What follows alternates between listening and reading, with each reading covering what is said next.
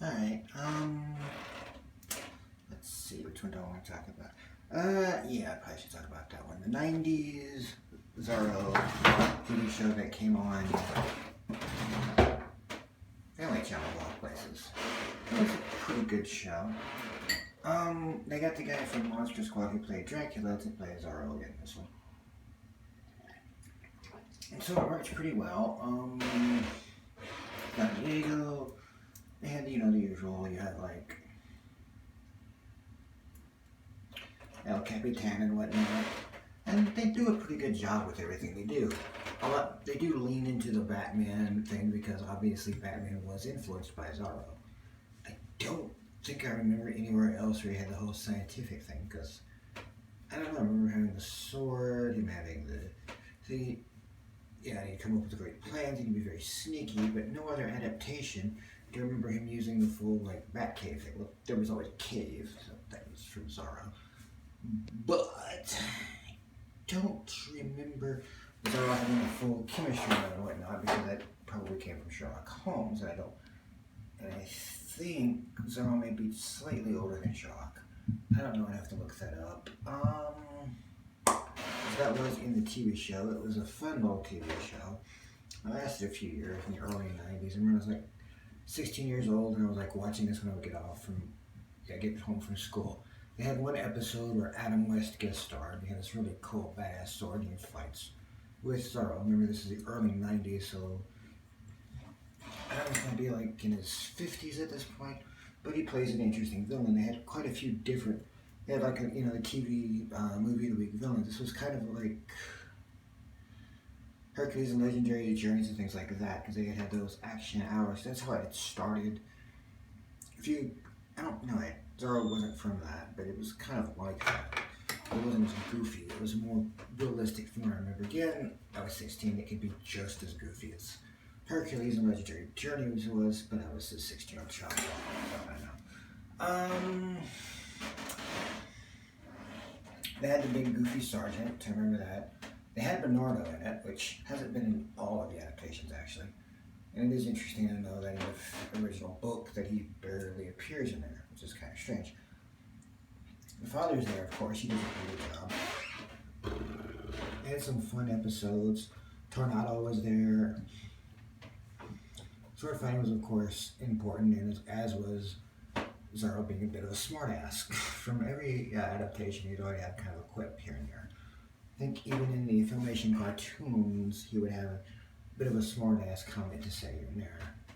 I was going to talk about that, but I couldn't remember who the partner was, because instead of Bernardo, the guy who pretended to be his manservant, but was actually his partner in crime, I guess because of the success of Batman, again, they added that. It's kind of funny now if you think about it. They're adding things to the original from the guy that was adapted to that character, about that character. So yeah, because Bill Finger and Bob Kane do admit that Zorro was an influence, as was the Shadow. Yeah, I've heard people say it was a one-to-one, but I've never seen Batman use mysticism, ever. But, I don't know. Anyway, it's not important.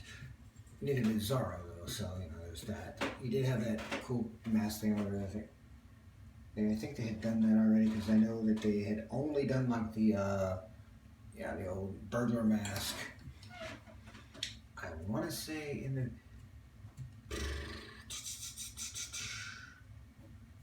Guy Williams TV show, but I'm not positive. It may have been elsewhere, because I remember in the cartoon they would draw the full thing, and he had the pirate mask where it goes over the head and everything, and tied up. Yeah, and then again they used a non-Hispanic person to play Zorro, which it is what it is. I think Antonio Banderas is the only man who is actually Hispanic to have played Zorro. He was Spanish, not Mexican, but it is what it is. they had decent shows. The captain bringing people to try to defeat Zorro. I can't remember if the governor was a good guy or a bad guy because it shifts. Sometimes the governor is a good guy and just the captain is causing all the problems, and other times the governor is an asshole. And he's one of the other people that Zorro has to stop. And he's trying to get California from, power to the people and whatnot. Yeah, whatever. Now, in Zorro's case, it was important. Where we are now is a completely different story that I'm not going to get into, because that's not what this is about. Power to people is a good thing, but the current situation of things are just a little bit. But that's not what I'm talking about. Zorro, which was a pretty good adaptation. It was a pretty good show. Everybody did a good job in their parts. The sergeant wasn't as big as a goofball in the show, but he was still kind of goofy. I think the sergeant was there. I swear I remember him, but I mostly remember Bernardo. I think Bernardo's on there. I want to say Bernardo's on there. Zorro himself and the father. And of course the love interest, because Homegirl was always going to be there. I forget her name, but the senorita, there's always a love interest. In this case, I think they did the same thing as the TV show where she's the owner of the whatever, cantina thing. Yeah, where they get your food and their wine and stuff. Basically a bar, I don't know. Yeah.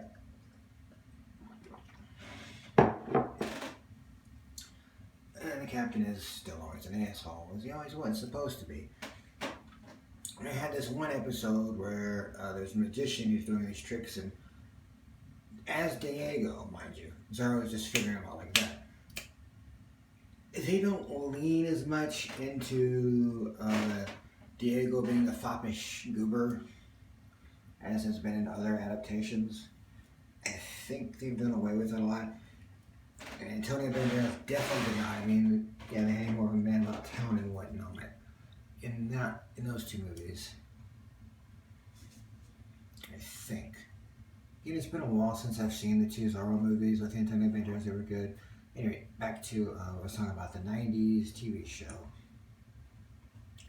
The look of the character worked. He did look like Zorro. He had good swordsmanship. From what I remember, again, it was the '90s. Actually, I was probably better at fencing back then than I am now. But at any rate, overall, told a good story. Believable characters, and pretty cool show.